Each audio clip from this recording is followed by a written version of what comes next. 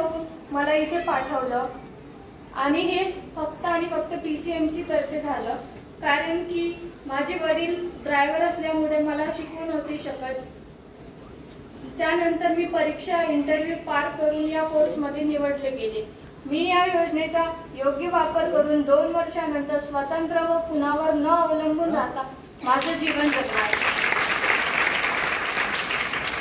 स्त्री पण या जगामध्ये काहीतरी करू शकते, कारण की स्त्री आहे तर हे जग पण आहे।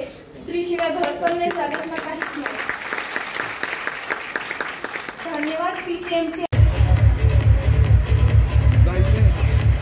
यशस्वी महिला बचत गट अध्यक्ष यांनी सन्मान करायचा आहे।